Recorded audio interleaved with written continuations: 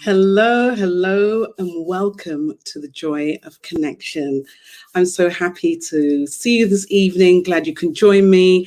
Don't know where you are. If you're in the UK, we're having rain. I don't know what you're having in the States or in Europe, but welcome, welcome, welcome. So I just wanted to say I'm really excited. In fact, I'm actually a little bit nervous, and I don't know why. Maybe because I admire them so much. But tonight I have a couple that, as I said, I really, really admire. They're so amazing. I've known them for almost 2 years now, I think, in an amazing way.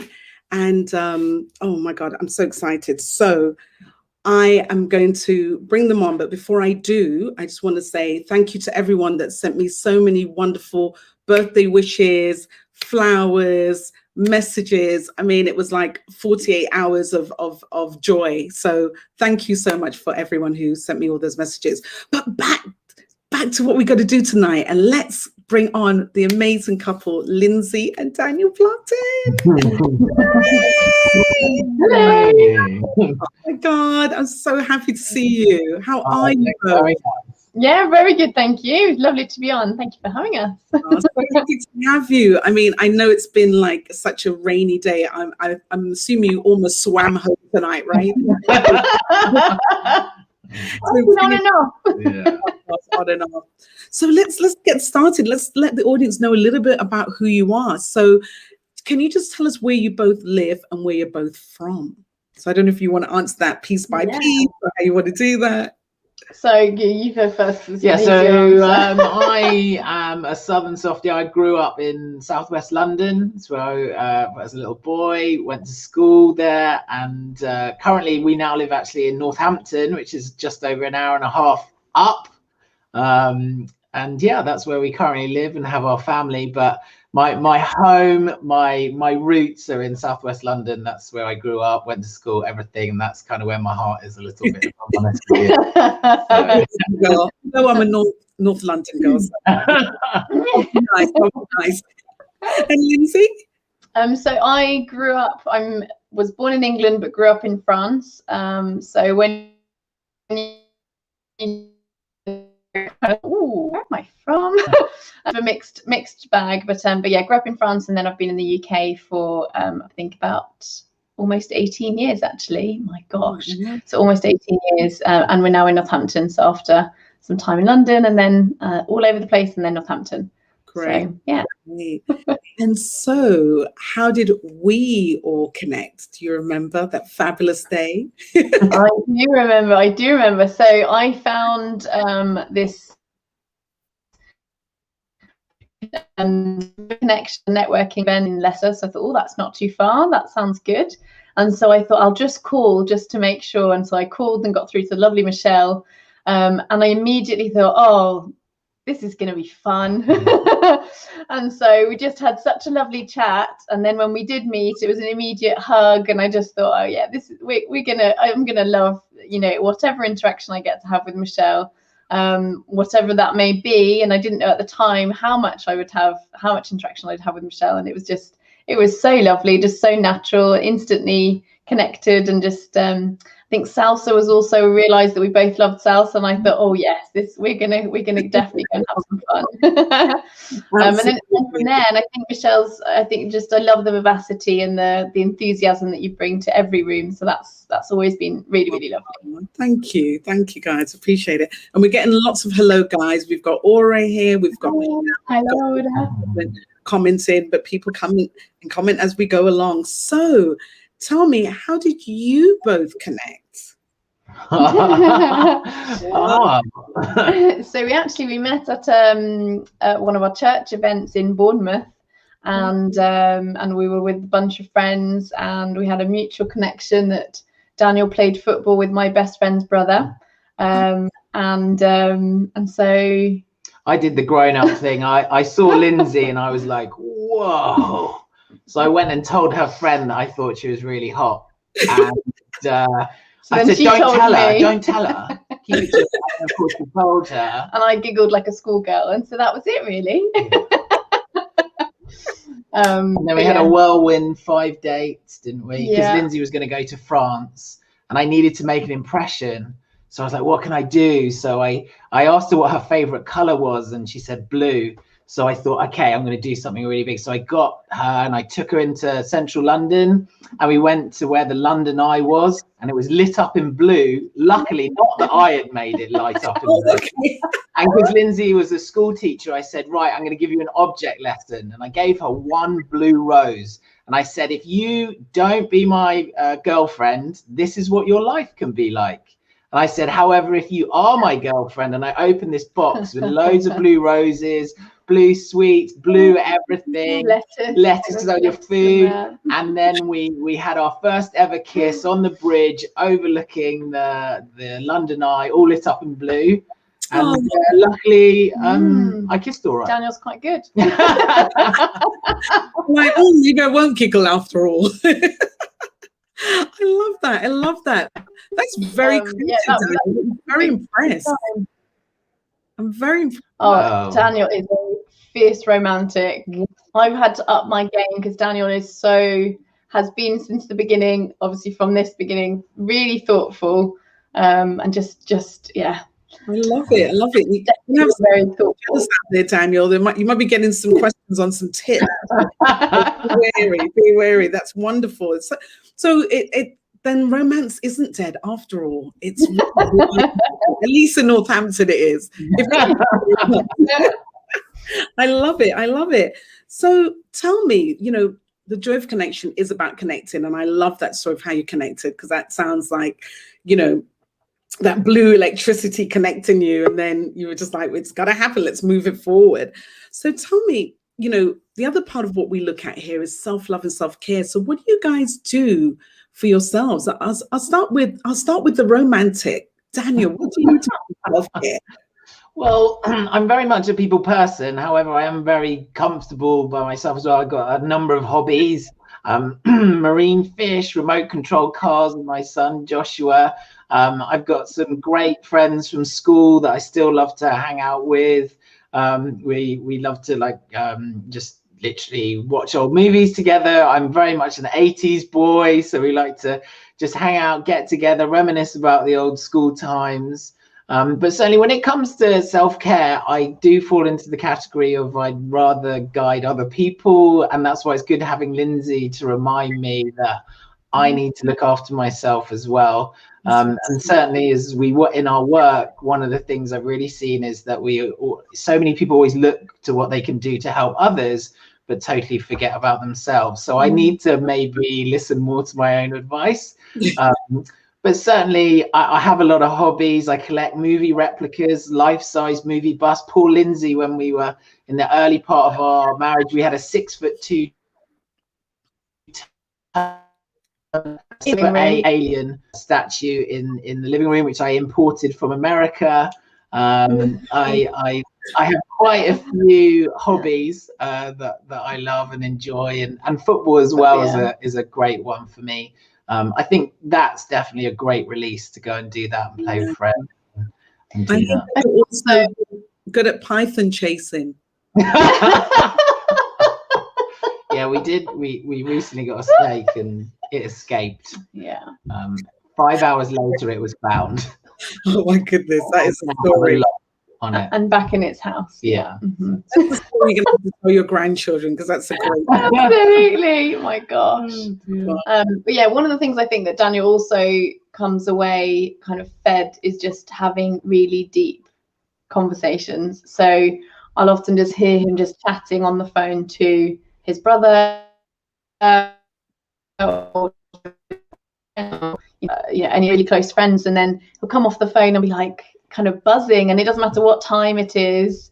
So I don't think you view that as self-care, but it definitely is what feeds you, is that connection with people and that deeper connection. So yeah. And sometimes we don't even consider that self-care, even when it is. Mm-hmm. I mean, helping others, and sometimes it's therapeutic, helping yourself. You know, you're having that conversation, that deep dialogue with somebody else, and then when you get off the phone, maybe you're reflecting like, wow, you know, I was really good there, or have I applied? Because a lot of times when you're keep giving people advice, you're applying things that you've done for yourself that have worked, that you know are tried. It's not just, well, I think you should do this. It's kind of when I experienced that, or if I were in your shoes. So that's wonderful. That's lovely, Daniel. And Lindsay, what do you do for yourself? So salsa is my main one. That's the thing that I lose myself in, and it's kind of my meditation. I don't meditate very well, but salsa, I have to. Yeah, you're so totally present.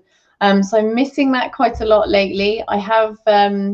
I do enjoy a good sleep story on the Calm app, and that's one of the ways that I've made a conscious effort over the last year that I consistently wash my face in the evening. It sounds really silly, but I didn't normally. I would go through my whole skincare routine, and that's really kind of feeding myself that, like, I feel glowing when I'm going to bed, and I feel like I'm all, and so I use my oils, and I've got my different, like, all these layers of things that I use, and that makes me feel really looked after. Like, that's really making me feel like I've done a good job. I've looked after myself. And then I'd lie in bed and listen to Matthew McConaughey telling me a sleep story I love on the Calm app, and it's brilliant. And that's kind of my little routine to be able to get some calm in the evening.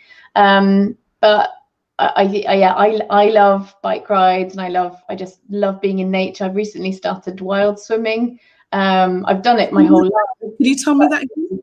So wild swimming is something I've just started here. I mean, it's kind of like it's called wild swimming. It's just swimming in rivers and lakes, and, like, swimming out and about, which I've always done as a child and growing up. But now we're doing it here in the UK, and it's a little bit colder. So I usually did it on a hot day because we were warm and wanted to cool down. But now we've started doing it just as a kind of fun hobby, and it's been really lovely, really lovely. So yeah, I've got a few things actually, but that's been this throughout our whole marriage. Daniel's always encouraged me. What do you do for yourself? When I was a teacher full time, you never do anything for yourself. You never take time for yourself. And so yeah, I've learned. Did you see? I've said a few things. You know, Lindsay, I was going to say that, knowing you the way I know you, I would have thought one of your hobbies was driving, because I think you're an amazing driver. Just so you know, Lindsay drives to France with the kids in her car. When you told me that story the first time, I thought you meant, oh, you just drive, and you were like, no, I drive all the way to France. I mean, how many hours are we talking? We were talking about it in the car, actually. 12 hours. So it's from the north of France down to almost Spain to get to my mum's. So it's 12 hours of driving plus stops. So it's a long way. But I had to. I don't like handing them electronics. So my personal challenge to myself is that we're not going to have them. So they did drawing and reading and colouring, and we did it. We totally did it. So it's kind of, obviously no one knows but me, but it's good. And just find it relaxing, because you know me, if I have to drive 45 minutes, I'm freaking out. I just don't like distance driving. So if somebody said, do you want to do a 12-hour trip, before they finish the sentence, I would just say no. And if it's 45 minutes, then it'd be yes. So do you find it relaxing in many ways? I mean, driving with the children is not always relaxing. Would you do 12 hours? Yeah, usually it's the destination is what I'm aiming for, and so the drive to get there is what really gets us going, and finding ways to entertain each other. And I do love the chat time, actually. And one of the things when we're driving together is we play the question game. Yeah, I love that. And it's just asking each other random questions, and it's really fun, and we get to ask, you know, the really deep questions, and that's really fun, isn't it? So we do like that side of it. Can you give me an example of a question? Like, what would you ask them? So I think, like, if you had a superpower, what would it be? Or one of the ones we had last time was, if you had a boat, what would you name it? Or I can't remember the other ones. Yeah, it's kind of, some of them are silly, some of them are, yeah, absolutely. So you can't fall asleep when you're thinking. I like that. It's a good technique. I'll try it on my other half, see if that works. Yeah. So the series this season is about international women, and behind every great man is a wonderful woman, and here is one right now. So as amazing as you are, Lindsay, can you tell us a little bit about your upbringing and how it is that you've come to be able to speak 3 languages? I mean, that's part of your growing up, I would assume. Yeah. So I grew up, so we left England when I was 5, and civilization. So we moved onto a bus with my mum and my 2 sisters, and initially my brother. And so we kind of went from there to, my mum was aiming for kind of free living, but it didn't quite work out as planned. And so we ended up homeless, and lived in a tent on the top of a hill for a time, throughout a winter, in the south, in the Pyrenees. So that was the kind of the base, that then anything beyond that was a bonus, really. Like, it was, it definitely taught us gratitude, and hard work, because we carried everything up the hill. So it was about 45-minute walk from the car up to the tent where we were staying. So all shopping had to be carried up and everything. So, and then over the years it was no longer a tent. We were then living in a caravan. And then from the caravan, it became a kind of wooden hut, that my mum still lives in. And so we call it the chalet, but it's a very mishmashed wooden hut. And so, I think, I mean, there was a whole load of things going on around that period that were very unstable, but they taught us a lot. So my sisters and I became very, very close, and my mum had quite a few difficulties over that period of time, and so my sisters and I we really looked after each other a lot, and my eldest sister kept us in check, and if anyone offered us any food, we'd kind of check, can we have one? And so we got very, very close and relied on each other a lot. But one of my mum's special talents is to find something positive in everything, and so no matter what was going on, and sometimes quite traumatic situations, she would find a way to make it fun, and it was an adventure. And I think that's something that I think is a true talent. And now recognizing it now, that actually, I mean, that must have been so hard, having 3 young girls, and just but always finding a way. So I've learned a lot from that, but I think it's given me a real determination. So my upbringing was very unusual. We had no running water or electricity. So when I left home at 18, went to university, I used a microwave for the first time and put foil in it, which everyone will know you don't do. And so it was from my forest to London to go to university, but it definitely gave some strength of character that I'm grateful for now. Hey, must have taught you how to be resilient, how to be tenacious, how to just live off the land, I guess, in some ways, possibly, right? Yeah, absolutely. Yeah, I know which flowers you can eat. Actually, we were in Spain for a while, and we lived off cactus fruits, oranges, and almonds because they all grow wildly. And that was actually very nourishing.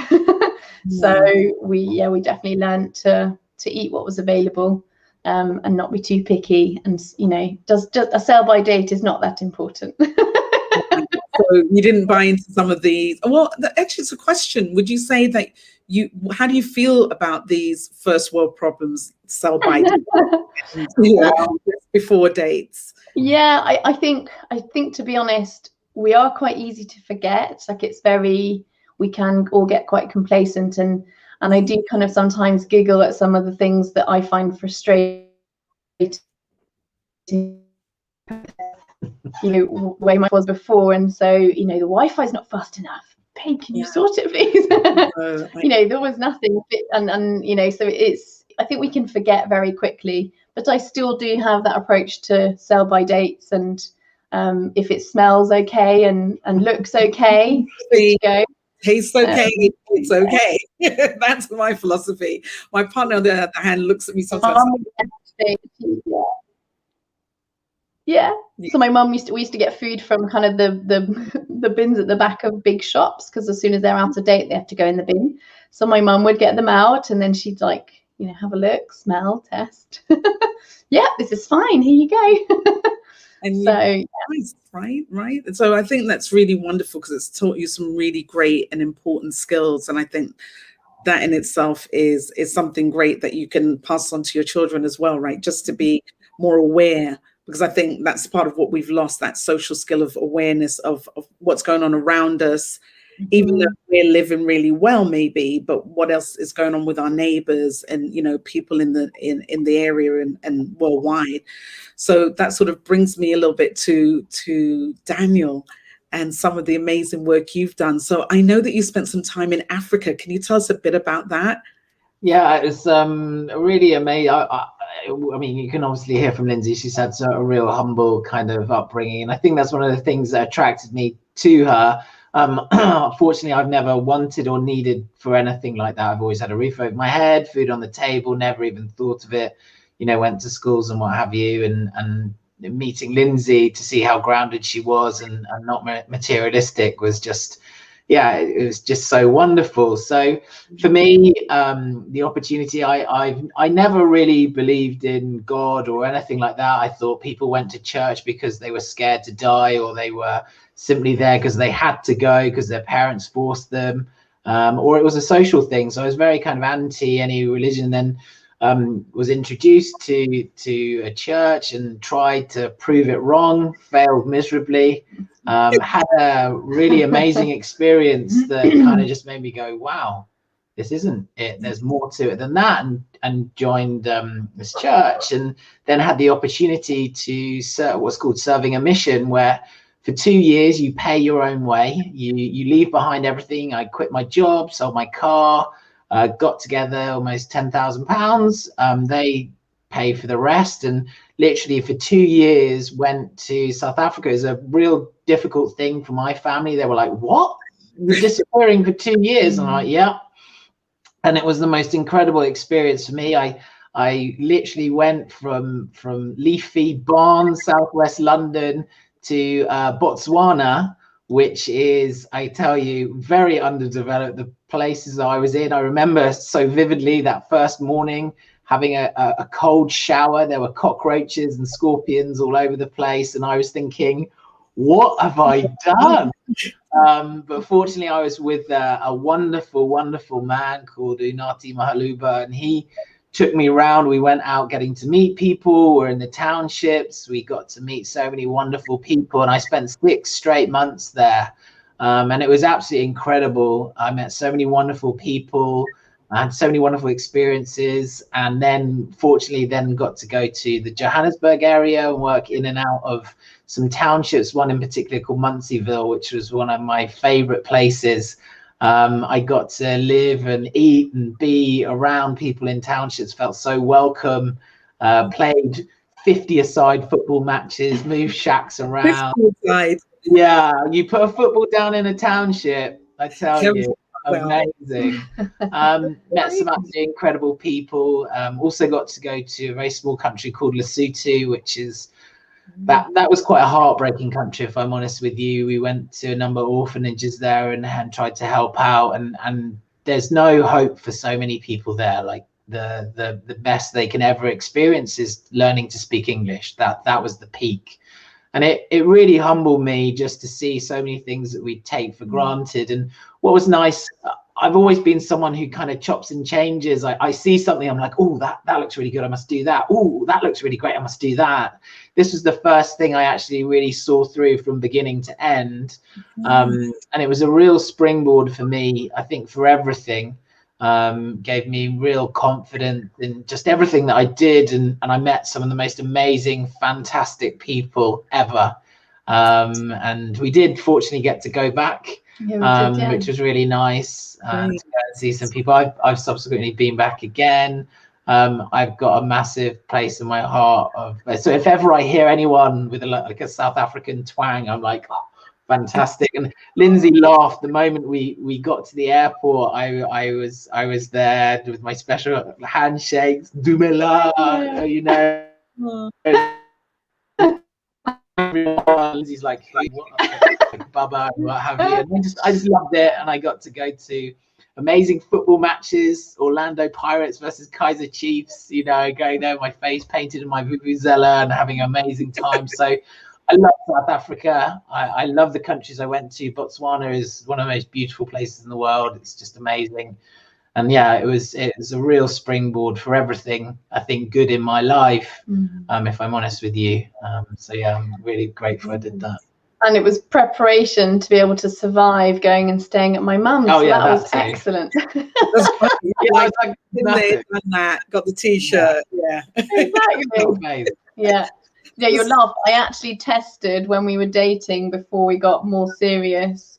It's like we have to go to my mum's and see how you get on there. So that was kind of the initiation. If you're okay there, then yeah, we can continue. That's right. Part of your life. I love that. Yeah.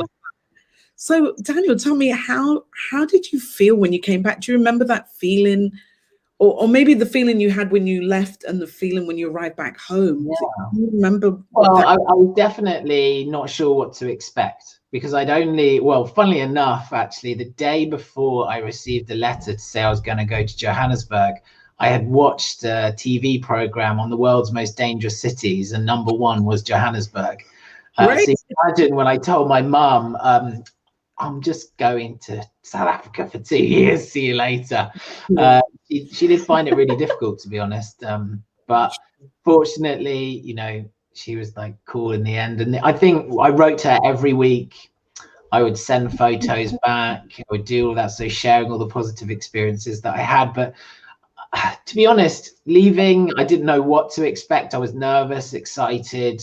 But then at the end, just what a life experience to have met so many people. I felt my eyes had really been opened. And also it gave me confidence that there's a story with anyone and everyone. And one of the things I love hearing about when I speak to anyone is I want them talking about themselves, because that's our favorite, that's our specialist subject, right? We can talk about ourselves. And I just love, you know, I will dive right in. I will ask a personal question because I want to know. Let's skip all of the kind of getting to know each other. KG, I'm all in with you. So let's get to the good part. Let's get to that main course rather than the, you know, chit chat. Let's have some really great stuff. And I think that was one of the things as well. And I know that with you, Michelle, you know, when we got to spend some time together, we were talking about all sorts of things. Right. I love it. And you know what? One of the things that I love about you both is that you are, as from how I see it on the outside, so correct me if I'm wrong, but I feel like you're friends first, and then you're married couple, and then you're partners in business. And that's not easy to find. I'm not saying it's easy at all, but that's not, even though it may appear like that with many people, I really believe that from you two. That's the difference. Like you'll see people, you know, for example, you've seen couples that have been married for 50 years, but you know that when they walk through the door, one goes upstairs, one goes downstairs. They're just married on paper and socially. And you guys have been married for quite some time right now, right? Is it like, did you say 12 years the last time I saw it? Yeah, 14 years this year. Yeah. 15 years. So what's the juice? What's the glue? Like what's the secret to being married to? I mean, I can't imagine being married for 14 years. That's a long time. So, and I haven't been.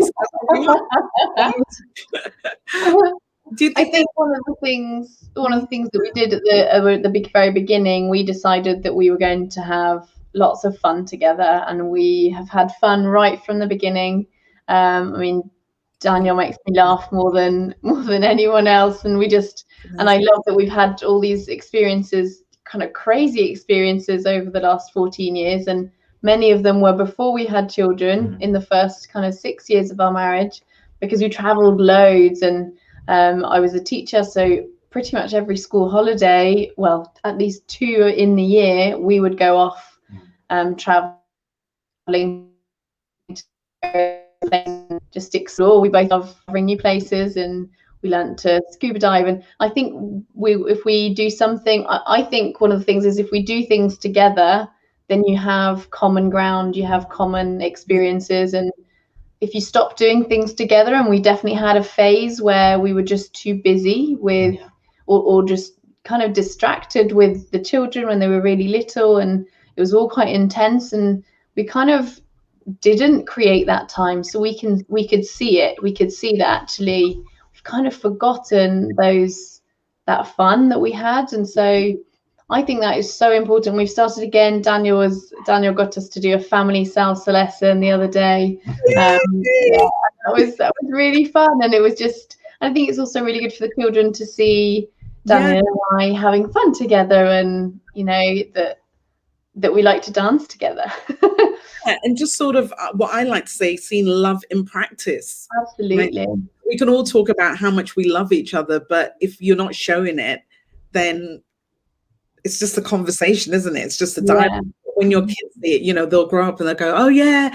I mean, one of my memories was my parents, they used to go dancing every Saturday night. My mum would dress up in these gowns, and my dad would have on his black tie. They'd go dancing. I have no idea where they went, because it meant that we could sneak downstairs and watch black and white movies. So that was the best memory for me. But I remember them being out, and my father always buying her really nice jewelry and stuff like that. Yeah, that wasn't so true anyway. I mean, you buy nice jewelry as well. That's another story for another day. But my memory as a child, they were very in love. That's how I saw them. So for me, any relationship I wanted to be in, it had to be that pure love that I saw from them that I wanted myself. So I love that you guys are creating these memories for them. That's wonderful. So, as I mentioned before, you guys married, family, but you work together, and your passion is, well, our passion, but your passion is DōTERRA oils. So can you tell us a little bit about, and I love the story, how Lindsay, you got into it, and Daniel, how you weren't going to get into it and then you got into it. So maybe Lindsay, you started off and then Daniel. Yeah. Great story, guys. Great.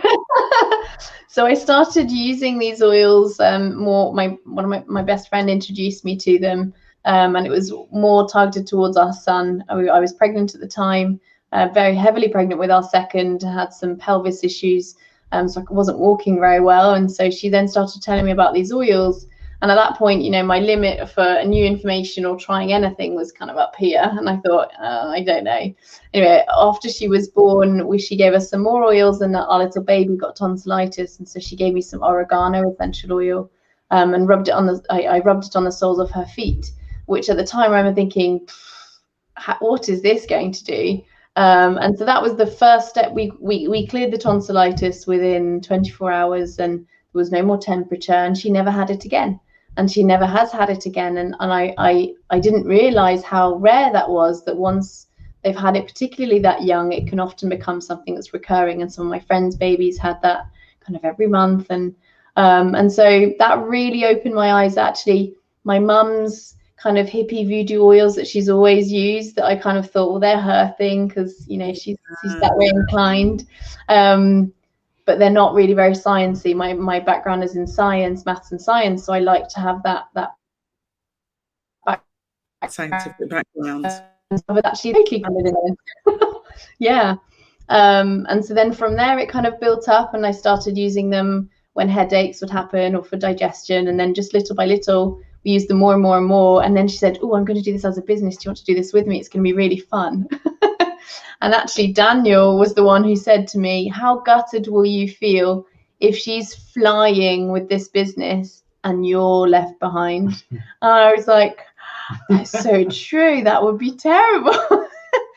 And I was so glad that Daniel asked me that question, because it would have been gutting, to say the least.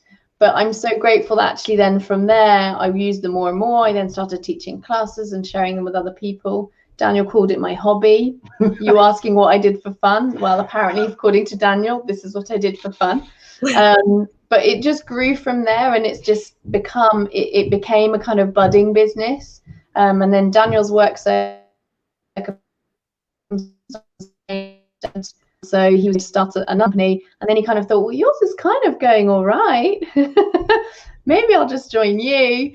And it kind of went from there. And also one of the big turning points was Daniel started using the oils. And I remember a specific evening I'd gone to teach a class, and she was still a baby, our daughter was still little, and I'd taken the oils with me. And at that point we had one set of oils, there was no extras. So I'd taken my oils to teach the class, and then Daniel, I spoke to Daniel afterwards, and he's like, and you left me with no oils, and Sophie was really upset. And I was like, oh, you do use them then. And so they've just become really part and parcel. And then from there, well, the bigger health issue that I had is that, so after we had our daughter, when we had my daughter, my pelvis was quite badly damaged. And so it tore the ligaments that hold you together. So your pubic bone has ligaments that hold it together, and they were partially torn. But because they were only partially and not fully, no one really picked up on it. I have quite a high pain threshold, so I just kind of fumbled my way through with it. But it was a huge thing for our family, and it changed me from being this like adventurous, dancing, I can do anything, determined, person and mother and wife, to I can't do anything on my own. I need help to look after my family. I can't run after my children. And that was really difficult. So having been really independent from very young, so I was working from about 12 onwards, that really hit hard. So to have something that I could, and at the beginning with the oils, that was something that I could be good at. And I think everyone needs something they can be good at, that you feel that you can be whole at. And that was always needed to be for me. I always wanted to be a mum, but that I wasn't good at that anymore. And so I just needed to have something else. And so the oils were what I became good at.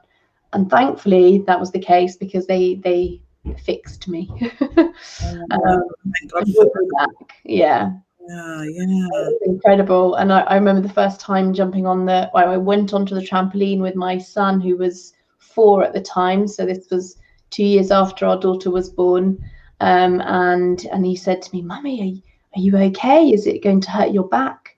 And that really broke my heart, that he's obviously noticed that I didn't play with him the way I normally did. And but it was such a turning point. Yeah, I'm okay. I wasn't doing backflips at that point. I can now. Not backflip, front flips I can do.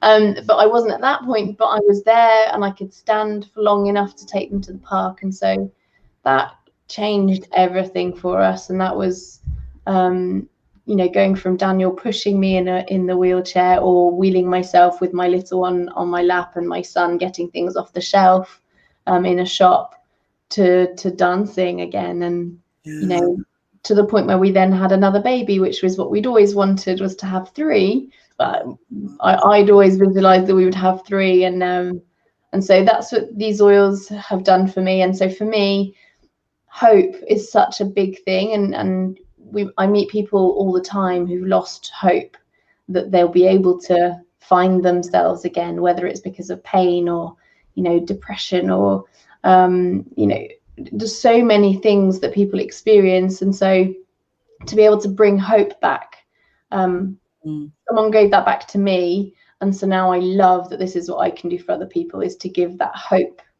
back, that there is another way and that there is something you can do, and you don't have to just accept. One of the diagnoses that I was given is that, you know, how old was I? I think I was 29, I think. And pain management specialist said to me, you need to find distractions, and there's not really a whole lot more we can do. So you're just going to have to learn to manage it. And I kind of looked at her and thought, I have a 2-year-old and a 4-year-old. How many more distractions do you need? Like, do I need? Yeah. And so that is, I know that people are being given that as a response, and it's not for lack of them wanting, the doctors wanting to, it's just for not being able to know what to do. And so, yeah, so that's been a real driving force for me, is that if I can give someone hope back again, then that's worth everything. And I love to be able to do that. That's great. And, you know, the oils have helped me and countless other people I know as well. So, you know, your testimony is just, you know, amazing for people to hear and understand what difference they can make. And thank you for sharing that, Lindsay, because it's very personal and very deep. So I appreciate that. And Daniel, you know, I just love you to tell the audience a little bit about how you felt when you realized it wasn't really a hobby after all. We did pay a few bills. So what happened there? Yeah, I never forget. Lindsay and I, we were asked to speak at a big DōTERRA conference in Germany, and I thought, okay, fine, I'm going to do this once, and I'm not going to do it again. I'm going to admit that Lindsay was right about the oils, that they do work. They're not voodoo oils. They're not, you know, just some rubbish, some placebo. But yeah, obviously, you know, Lindsay sharing with what happened to her, and to see this literal miracle in front of us, because we did try everything. We spent a fortune on specialists, steroid injections, all of this stuff. But the weird thing was, even though seeing all of that, it wasn't enough. I needed to have my own experience. And it was actually, I had a sore throat, and as I often say to Lindsay, it's the sorest throat anyone's ever had. You know, no one can comprehend how sore my throat is. Astrology would normally, we didn't have any, and then Lindsay said, why don't you gargle some oregano? And I thought, that sounds weird. But she gave me a look that you know, partners give to their other halves, which is do it.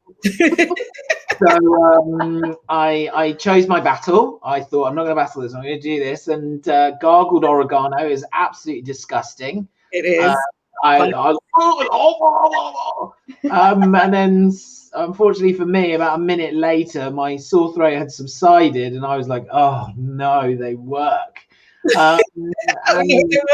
Yeah, I was like, "Oh gosh," because I like to be right, you know. I like to be really. So, and then Lindsay had been sharing the oils. I'd seen some money starting to flow in, and our friends who had introduced it to Lindsay, I liked it. It had exploded for them, and it was becoming quite big. And so I was interested in the business side of it. But the thing for me was that it combined two things that I really like, which is obviously a business opportunity to have money to be able to do things and help people.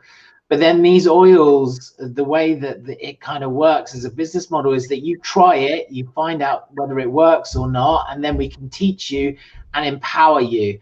And I love that. And I just love the fact that you can be empowered to be in control of your own health and well-being, whereas we're so reliant on, I've got to go to the doctor, got to go to the GP, got to do all of this stuff. So that really was amazing. And then, yeah, I just started using the oils. I use them so much, and they do supplements, just loads of stuff. So I started doing it and then seeing other people. And then I think the thing for me that I love about the work that we do is that I get to meet people I never would have met. Never.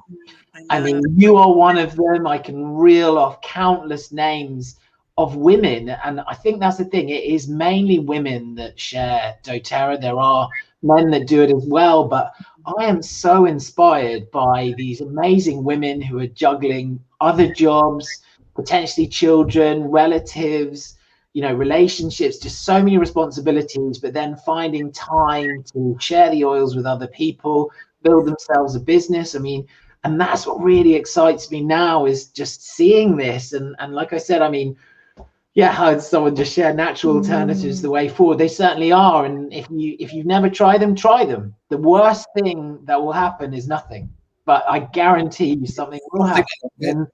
And that's why we love them. And I love working with these people that I do now, and to help them to build a sustainable business. We have a wonderful lady called Lisa that I get to work with now, who's going to be able to quit being a driving instructor and focus on her well-being business, which to me is just so exciting. And I love it. Nice. In your own way, you're changing lives, and that's and I like it from both perspectives, because you're changing the lives of the people that are using the oils and the people that are also selling and using the oils. So it's a win-win. It really is beautiful. And I wanted to mention to you, you know, I take my vitamins, which I keep in my drawer here at my desk. I have 2 sets, by the way, one downstairs and one upstairs. So I'm working if I'm downstairs. And somebody said to me, do they work? And I was like, yeah, well, what different do you feel? I was like, nothing really. I just, you know, yeah. And then I guess there was a spell when I didn't take it, like a few days, and all of a sudden I felt the difference. Yeah, when you don't take them, there's a definitive difference. But it's so funny, because when you're taking it, you feel good, you feel normal. I mean, there's nothing, you know, I don't feel energized or anything.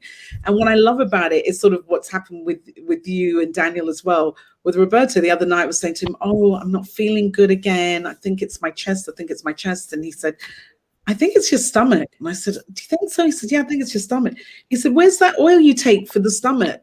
And I was like, yeah, my Zentress. He said, yeah, let me go make it for you. So he was making it for me. Lovely. Like, how many drops? I was like, 3, 4. Literally, I drank it, and maybe 20 minutes later, stomach just calmed down. Amazing. So I can't live without them, to be honest. So it's such a beautiful thing. Such a beautiful thing. So guys, we are coming to the end of our event. Oh, I'm sad. I'm feeling sad. Ask you, you know, what one thing would you impart with our audience right now? Maybe just about, you know, we're living in some challenging times right now, whether we're in lockdown, out of lockdown, whatever they want to call it right now, it's challenging. And so is there anything that you would impart with the audience that you might share or suggest that they do or think about? Anything that you think would be helpful would be great if you wouldn't mind sharing that. Yeah, there's 2 quotes that I love that I think are particularly relevant. The first one is, life isn't waiting for the storm to pass, but learning to dance in the rain.